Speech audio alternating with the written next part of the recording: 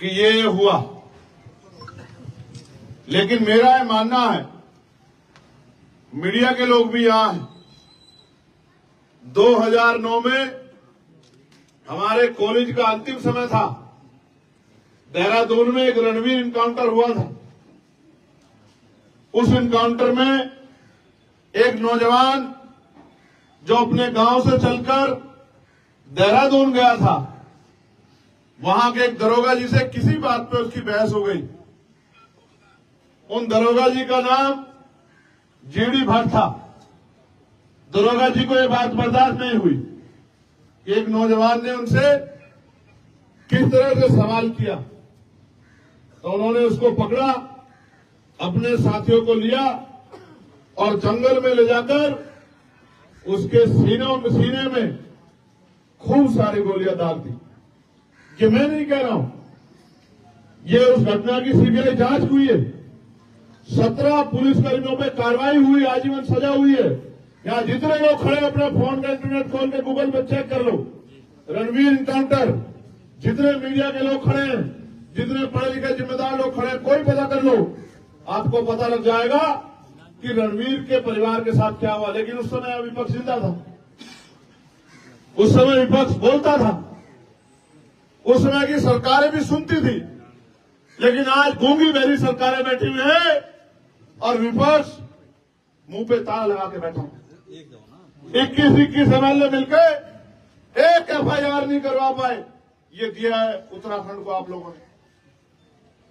मैं आपको विश्वास दिला कहता हूं, हम लोग यहां के अधिकारियों से अभी बात करेंगे और नेता के तौर पे, मेरी बाजू के तौर पे अमरीश कपिल और महक सिंह जी और भीम आर्मी आजाद समाज पार्टी के नौजवान और मेरे सहयोग के रूप में कानपुर के मेरे भाई, बहुत ही शानदार विधायक यहां आपके बीच में मौजूद है। मैं आपको विश्वास दिलाता हूं, क्या आपको हमारे बल पे शक है? नहीं। बताओ, क्या आपको हमारे बल पे शक है? नहीं। मैं आपको विश्वास दिलाता हूं, मेरी ये मांग है कि रणवीर इनकाउंटर की तरह इस घटना की भी सीबीआई जांच होनी चाहिए। होनी चाहिए, बताओ। क्योंकि हो सकता है पुलिस अपनी जगह सही, और हो सकता है परिवार की एक एक बात कही वो बिल्कुल सच है, लेकिन साबित कैसे होगा? जब रणवीर इनकाउंटर में पुलिस ने एड़ी चोटी का जोर लगा के साबित करने का काम किया कि रणवीर अपराधी था, उसके ऊपर झूठे इल्जाम लगाए कि वो यहां अपहरण करने, फिरौती मांगने, लूट करने आया था, तो तब मामला दोनों पक्षों में जब विवाद हो गया तो उनसे ऊपर जाना पड़ा। अगर वास्तविकता में यहां की सरकार न्याय पसंद है, वो वास्तविकता में अगर न्याय दिलाना चाहती है और इस घटना के पीछे कोई आरोप प्रत्यारोप नहीं है, तो सरकार को आगे बढ़कर इसकी जांच करानी चाहिए। अगर मेरे विपक्ष के सम्मानित विधायक जिस दिन मुख्यमंत्री से मिले थे, उसी दिन वहीं बैठ जाते और कह देते जब तक एफआईआर नहीं होगी, एफआईआर से फांसी नहीं चल रहा था कोई, एफआईआर होती, उसकी जांच होती और जांच में जो दोषी पाया जाता उस पर कार्रवाई हो। हम ऐसी मांग करते, हम नहीं कहते किसी को सजा दे दो, और हम है भी नहीं सजा देने वाले। हमारा तो ईमान, हमारा तो भरोसा कुदरत में, ऊपर वाले पे है कि जुल्म करने वाला कभी नहीं बचेगा, जुल्म करने वाले को कोई नहीं बचा सकता।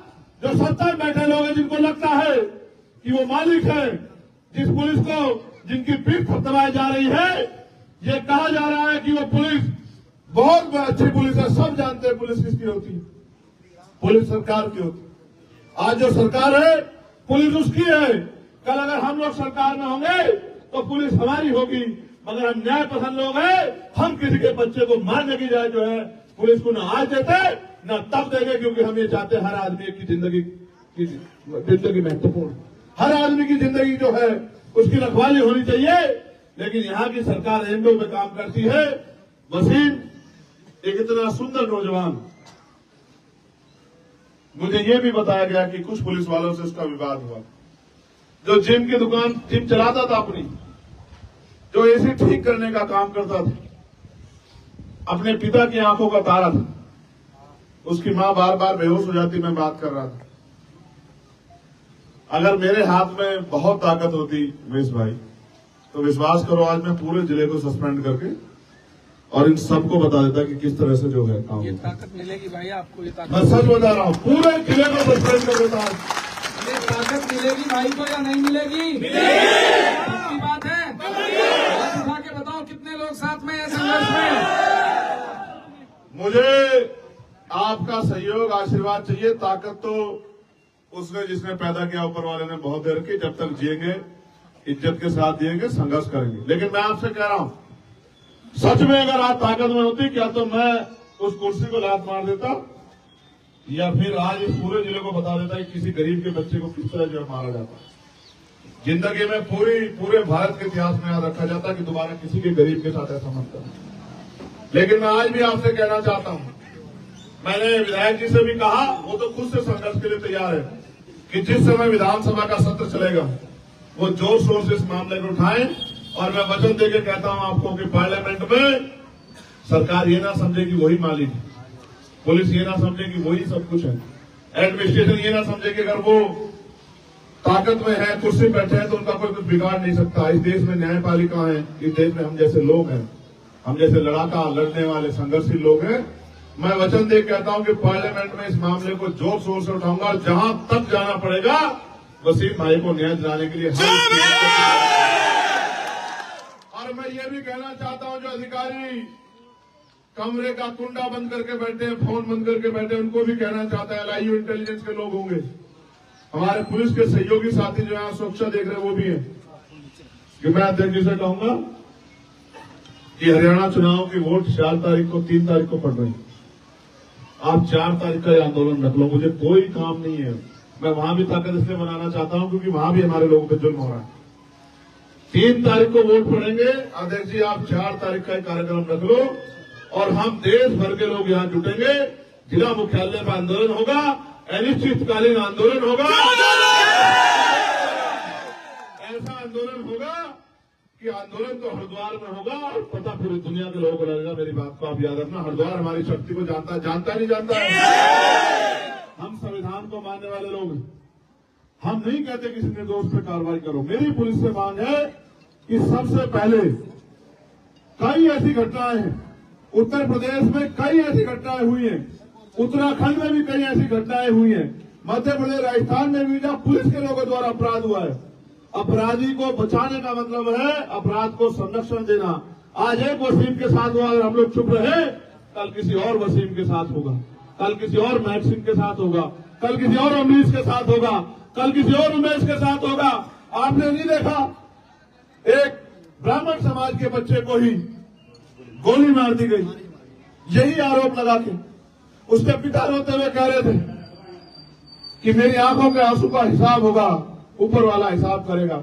मैं ये कहता हूं कि ऊपर वाला भी हिसाब करेगा और नीचे जो हम जैसे लोग हैं वो भी हिसाब के लिए तैयार है। हम भी हिसाब किताब में पीछे नहीं है किसी से। मैं आपको विश्वास दिलाता हूं, माननीय अध्यक्ष जी कहूंगा सारे काम छोड़ दो, अभी से गांव जाना शुरू करो और 4 तारीख को हम लोग, उमेश भाई आप भी समय निकाल के रखना, आप और हम सब लोग मिलके बताओ चलोगे नहीं चलोगे? बताओ एक ये ऊपर जो लोग बैठे बताओ चलोगे नहीं चलोगे? ये तुमसे एक और बात कहना चाहता हूं, आज नहीं कहना चाहता था। इन निकम्मे नेताओं के भरोसे मत रहो। ये इनको तुम्हारी मौत पे भी, तुम्हारी लाशों में भी इनके आंख से आंसू नहीं टपकते। मेरी बात को याद रखना, इनका कोई भरोसा नहीं है। एक बार खड़े होकर देखो मेरे साथ, अगर किसी ने किसी गरीब तरह आंख उठा ली तो मेरा गिरवान आके पकड़ लेना। मेरी बात को याद रखना, मेरा नाम चंद्रशेखर आजाद है। मौत एक दिन आएगी, मेरी बात को याद रखना। जब तक जिएंगे ईमान के साथ जिएंगे, इज्जत के साथ जिएंगे, हक हकूक के साथ जिएंगे। मेरी बात को आप याद रखना। यहां खड़े होकर कह रहा हूं अपने जिले में, अपने घर में 4 तारीख को आना मेरे साथ। अगर ये नहीं बताया आंदोलन किसे कहता है, अनिश्चितकालीन होगा। सरकार अगर गोली चलाने का दम है तो हमारे सीने पर चलावा तुम गोली चलाने की बात, तुम हमारे लोगों को मारोगे और अब चुप होकर बैठ जाएंगे? नहीं बैठेंगे। हमारा सीना रहेगा आगे चलाना गोली। हम देखेंगे तुम्हारे कितना पीतल है तुम्हारी बंदूकों में। गोलियों से मौत एक दिन आएगी, चेहरे भी देखेंगे तुम्हारी। लेकिन तुम्हें कह रहा हूं खड़े हो जाओ। तुम्हारी चुप्पी एक दिन इस अन्याय को इतना मजबूत कर देगी कि तुम्हें सालों से डर लगने लग जाएगा। मेरी बात को याद रखना, ये मुल्क हमारा है। अभी वक्त पे आप लोगों ने देखा क्या हालात बने हुए। मैं आपको विश्वास दिलाता हूं, आप अपनी लड़ाई लड़ेंगे, लेकिन सरकार की मंशा में मुझे शक है, क्योंकि सरकार ने हमेशा मजलूमों को, कमजोरों को उनके कानून बना के उनको डराने का, उनको कमजोर करने का काम किया है। मैं आपको विश्वास दिला कहता हूं कि वक्त पे भी अगर सरकार इस नियत से काम करेगी कि मुसलमानों की जमीनों को लूट ले, उनके अधिकारों को लूट ले, उनकी संपत्तियों को लूट ले, तो मैं विश्वास दिला कहता हूं पार्लियामेंट में भी आप पता करा लेना। एडी चोटी का जोड़ लगा के हमने विरोध किया था जिस दिन वक्त पे ये बिल लेके आई थी। और हम विरोध ऐसे नहीं करते हैं, आप पढ़े लिखे लोग हैं, हम हमें नहीं करते विरोध, हमें जवाब देना है जनता के बीच जाके। मैं आपको विश्वास दिलाता हूं जब वक्त का मामला हो, और फिर कह रहा हूं हम इंसान हैं, ना जाति ना धर्म।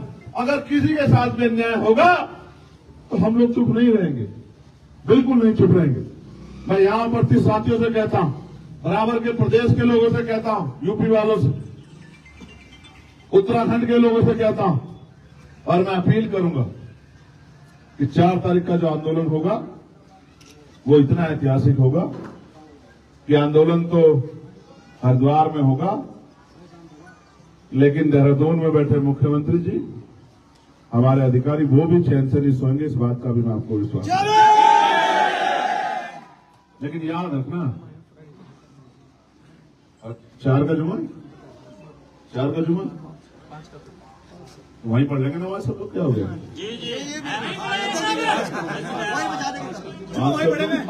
5 तारीख तय कर लो, बताओ मैं 3 कर दूं, 3 कर देता हूं, छोड़ दो। 4 को क्यों चक्कर में पड़ रहे हो? 3 तारीख 3 ठीक है, ये 3 मेरा बहुत अच्छा दिन है वहां ना हरियाणा में। मेरे 3 का ठीक है, ठीक है 3 का, 3 का नहीं है चुनाव, 5 को वोट पड़ेंगे, 3 का प्रचार का आखिरी दिन है। तो प्रचार करके आओगे ना फिर? हाँ ये भी है, मैं छोड़ दूंगा मैं प्रचार। नहीं 5 तारीख, पक्का? 5 तारीख, अच्छा 5 तारीख, चलो सर, डन होगी, क्यों 5 तारीख 5 कर दो। चलो अच्छा दिन तय कर, अभी तारीख दोबारा सुन लो। 5 को इन्होंने पिछली बार रुड़की में किया था, और इस बार 5 को होगा हरिद्वार। और जितने लोग यहाँ खड़े हैं ऐसे ऐसे मुट्ठी बंद करो, ऐसे वादा करो मुझसे कि एक आदमी 10 लोग लेके आएगा। आगे नहीं आओगे? पक्का? सोच लो, जेल जाना पड़ सकता है, लाठियां खानी पड़ सकती है, सोच लो। इस हौसले के आगे तो पहाड़ झुक जाएगा मेरे बहादुर साथियों। अभी हौसले की वो कहते हैं ना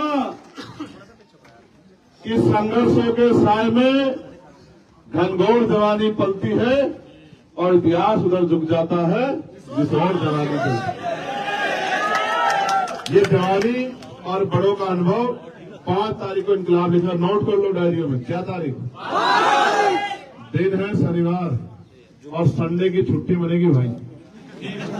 रोटी का भी व्यवस्था करके चलना। आंदोलन एक दिन का नहीं होगा, आंदोलन तब तो होगा जब तक हमारी मांगे पूरी नहीं होगी। फिर कह रहा हूं, दोबारा सुनो, अनिश्चितकालीन। मैं नहीं जाऊंगा छोड़ के, नहीं जाऊंगा, मेरी लाश तो वहां से जाएगी, मैं वहां से जेल तो जाऊंगा, लेकिन आंदोलन छोड़ के नहीं जाऊंगा। आप लोगों को वचन देख कह रहा हूं। लेकिन आप भी तय करके आना, आप भी तय करके आना कि आप चैन से नहीं बैठोगे, आप भी रोटी की व्यवस्था करके आना। ऐसा ना हो कि भूखे रखते हो सब लोगों को, ऐसा तो नहीं करोगे। तो बाकी झूठी FIR भी हुई है। मांग सिर्फ यही नहीं है, मांग ये भी है कि वो झूठी FIR भी खत्म की जाए। होनी चाहिए, होनी चाहिए। वो जो मैं जानता हूँ डराने के लिए की जाती है, पुलिस सोचते है डर जाएंगे, डर जाएंगे। कब तक डरते रहेंगे बताओ, कब तक डरते रहेंगे? डर रहे हैं तो भी मर रहे हैं। उत्तराखंड में तो अजीब सा माहौल बना दिया है। कोई कहता है खाली करो, खाली करो, भगाओ, नीचे भगाओ, ऊपर भगाओ। हाँ। देखो पहले ये महाराष्ट्र में होता था, भगाओ भगाओ भगाओ, मारो पीटो। अब ये उत्तराखंड में ये प्रैक्टिकल हो रहा है, भगाओ, यहां से भगाओ, उत्तरकाशी से भगाओ, यहां से भगाओ, चमोली से भगाओ, है भगाओ भगाओ भगाओ भगाओ। कहां भागेंगे भाई? अपना मुल्क छोड़ के कहाँ जाएंगे? कहीं नहीं भागेंगे। मरना है तो अपने मुल्क में मरेंगे, डर कर नहीं लड़कर मरेंगे। अगर मरना ही है तो शहादत देनी तो देंगे। हमारे बड़ों ने दिए ना आजादी के लिए, दिए नहीं दिए? इंडिया गेट जाके देखो ना, देखो 52,000 लोगों के नाम मिलेंगे नहीं मिलेंगे, जाके देखो तो सही। हम नहीं जाएंगे अपने मुल्क को छोड़ के। हम सदियों से सहते हैं, सहेंगे, लड़ेंगे, हक की आवाज उठाएंगे। आप सब लोग यहाँ आए, इनका भरोसा, हिम्मत आपने बढ़ाई। ये वसीम के वालिद साहब में पिता है, वो जो देश का तिरंगा वहां लहर रहा है ना, उस तिरंगे को मैं सलाम करते हुए कहता हूं कि आप अपने आप को अकेला मसा है ना, इतने वसीम है आपके। देखो बताओ इनके वसीम हो या नहीं हो, बताओ। ये सब आपके वसीम है और मेरा जीवन भर का रिश्ता रहेगा इस घर से। जब जब इस घर को मेरी जरूरत पड़ेगी बिना बुलाए आऊं। अपने आप को अकेला मत समझो, ठीक है? मगर अब आपसे आग्रह है कि आंखों में आंसू मत लाना। आपकी आंसू में मेरी हिम्मत करो ना, हिम्मत करो, सब करो। हम सब लोग प्रार्थना भी करते हैं, दुआ भी, कि आप लोग जो हैं आप लोग सब्र करें, ठीक है? आप सब लोग यहाँ पहुंचे। यहाँ तो मेरी लोकसभा के लोग भी चले आए, मैं विधायक जी को बता रहा था। अभी उधर सरदार साहब को, जावेद साहब को मैंने देखा, उधर ये खड़े इधर, इरफान भाई और सब लोग। और भाई यहाँ तक आगे मैं तो देख रहा था कि ये इनका मेरे बगैर जी नहीं लगता। जबकि मैंने तो कल का प्रोग्राम बना लिया कि भाई एक दिन कोशिश करके चुनाव छोड़ के जाके वहां जो है रह के आता हूँ, ठीक है? तुम लोग मुझे मिल लेना अभी, क्योंकि मुझे अभी मेरे 2-3 कार्यक्रम में मैं निकलूंगा, ठीक है? बहुत बहुत जितने साथी आए भीम आर्मी के, ये एक हमारा वो नौजवान कहाँ है, ये कहाँ है, वे इसका क्या नाम है, ये वो जो मोबाइल शॉप चलाता है, सुल्तान परवेज कहाँ है? ये और ये वसीम, तमाम साथी हमारे, मेहनत करो, मेहनत करो। ये जो हमारे सब लोग, मोहल्ला, तमाम साथी हमारे, नेता के साथ सब लोग, संदीप भाई, सब लोग मेहनत करो। सुमित, मेहनत करो, मेहनत से ही काम बनेगा, ठीक है?